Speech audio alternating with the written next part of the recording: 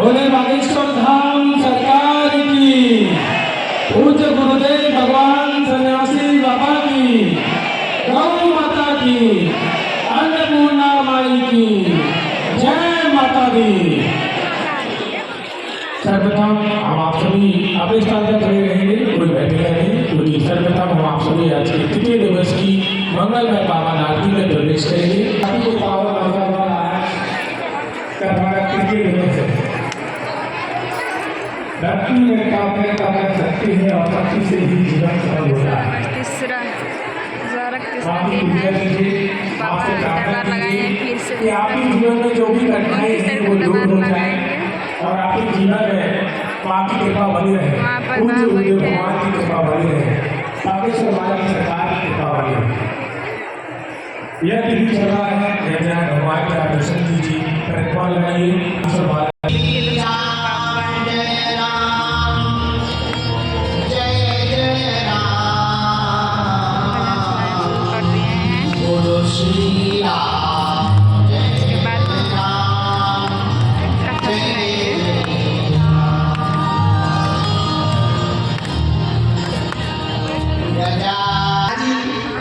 राशि सब देवी की पूजा कर सकते हैं, तो बेटा की राशि तो नहीं हो सकती, कोई बुराई थोड़ी।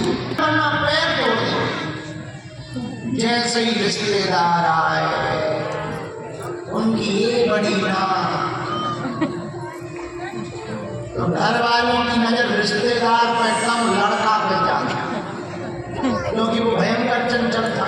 उसकी क्रियाकलाप देख रहे थे कि क्या कर रहा है, तो लड़का देखे तो ना, और टेढ़ी निगाह से देख लिया, एकदम पूरे शरीर में उसकी कहीं नजर नहीं टिकी, ना गई।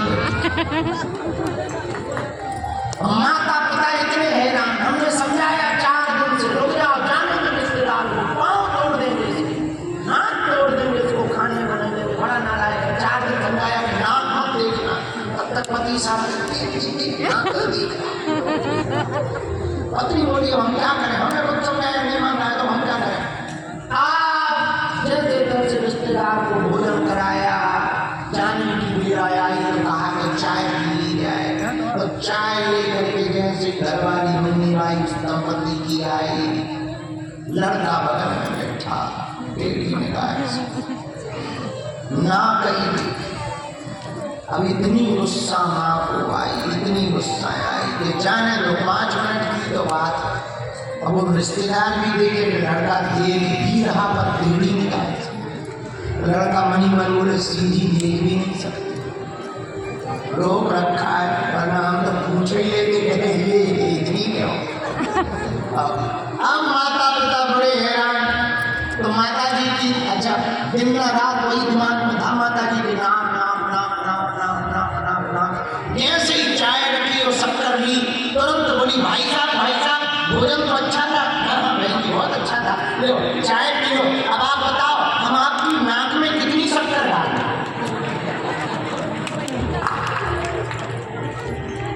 लड़का से तो नहीं गड़बड़ानी, माता जी से गड़बड़ानी।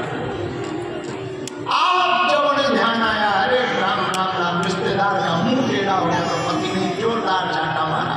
बोले लड़का से ज्यादा खतरनाक हो तुम। तब पता लगा ये पूरा का पूरा खेल लड़का का बिगाड़ा नहीं है, उनका खुद का बिगाड़ा है।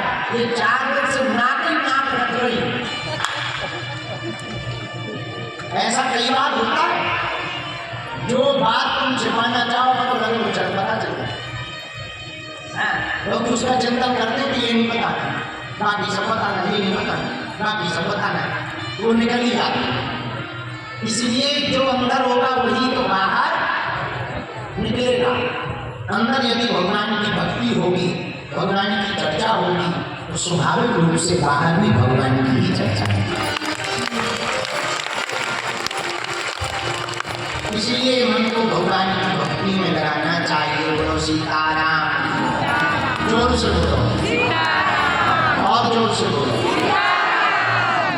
किसी ने हमसे पूछा शाम को, गुरुजी नवरात्रि चल रही है, देवी की उपासना कैसे करनी चाहिए। कल तो हम उस वक्त मौन हो गए थे, तो बोल बोल नहीं पाए जाते समय। मंदिर में तो बोले हैं रास्ता में, जो गुरु जी ने नियम दे रखा है वो नियम करना था, तो जब शुरू कर दिया तो जवाब नहीं दे पाए। आज हमें याद आ गया। सुनो, नवरात्रि में भगवती की उपासना करने वाले जितने भी साधक हैं भैया, भगवती की साधना, देवी की साधना कैसे करनी चाहिए जरा तरीका सुनो। जैसे विदेश गए हुए पति की याद में पत्नी घर पर 24 घंटे रहती है, तो भले ही 1 साल बाद आना है और उसके चित्त में पति ही चलते रहते कि खाना खाया कि नहीं खाया, सोए होंगे कि नहीं सोए होंगे, ठीक होंगे कि नहीं ठीक होंगे, यही चित्त में चलता रहता। वैसे ही देवी के साधक को पूरे जीवन भर भगवती के बारे में चिंतन करना चाहिए कि हमारी माँ कैसी होगी, हमारी माँ दिखती कैसी होगी, हमारी माँ जब हमें दर्शन देगी तो कृपा कैसी होगी।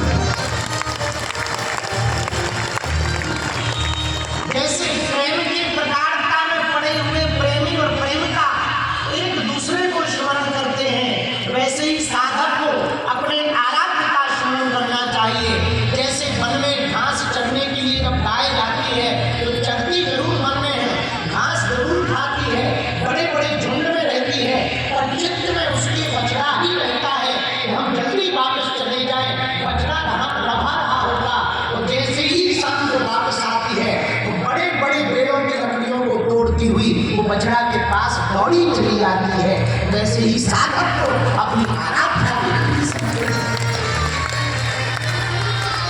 साधक को भक्ति कैसे करनी चाहिए, भगवान की या देवी की भगवती की उपासना साधक को ठीक वैसे करनी चाहिए। कल हम जब बैठे थे तो वृंदावन वाले गुरु महाराज जी आप भजन गाए थे, आपने बहुत अच्छी बात कही थी, हमको बहुत प्यारी लगी। आपने कहा जैसे पनहाड़ी जब पानी भरने जाती है, पानी भर करके आती है तो रास्ते में सहेलियां मिल जाती हैं, बातें सहेलियों से करती है, लंबी लंबी बातें करती है, हाथ मारती है, लेकिन उसका चित्त मटका पर रहता है कहीं ये गिर ना जाए। वैसे ही साधक को संसार में रह करके सब बातें करनी चाहिए, सब कुछ करना चाहिए, और चित्त को भगवती के चरणों में ही रहना चाहिए।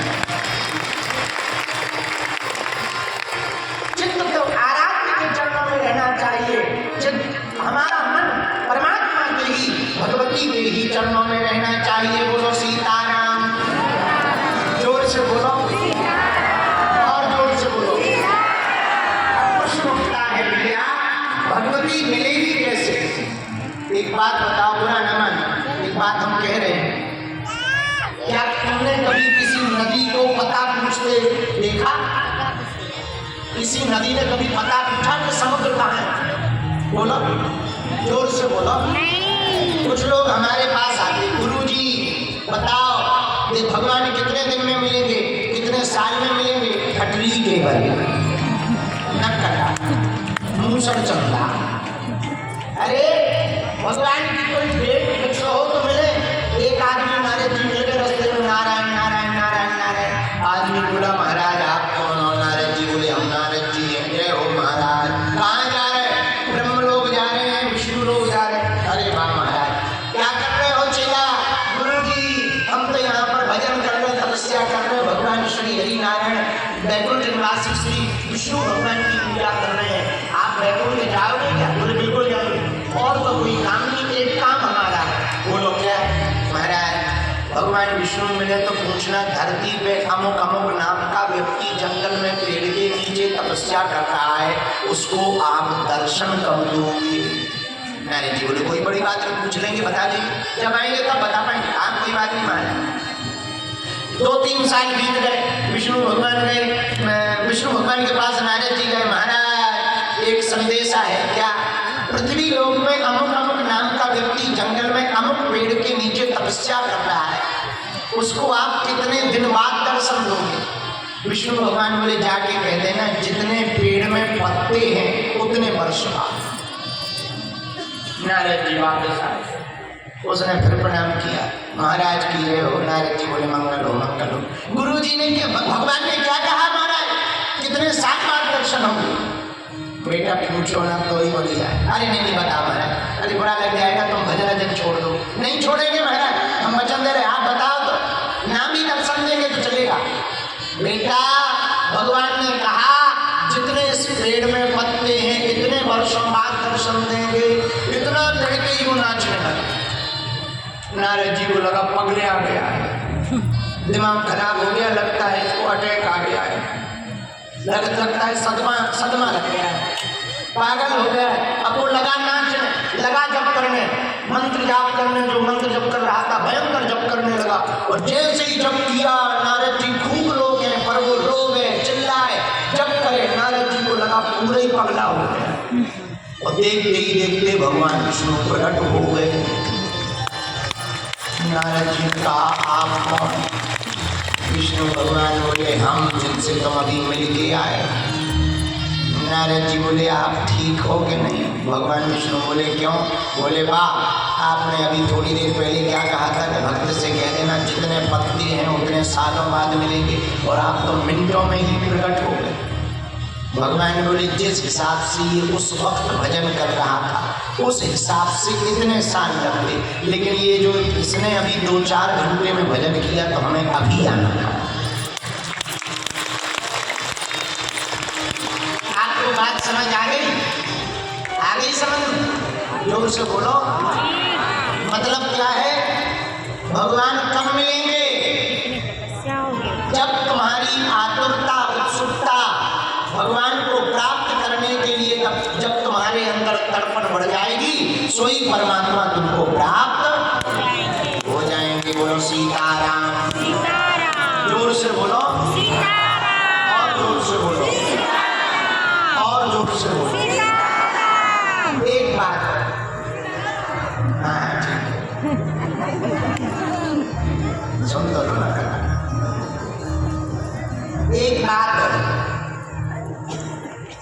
जो अपने बल पर जिएगा वो निश्चित है पराजय पाएगा। जो अपने बल पर जिएगा वो पराजय पाएगा। जो परमात्मा के बल पर जिएगा वो पराजय पाने वाला भी विजय पाएगा। और ये बात हम पूरी नहीं आपको कह रहे। जब हम रात को बैठे थे, अमित जी भी आ गए, पूरी रात हमारी ऐसी बैठे बैठे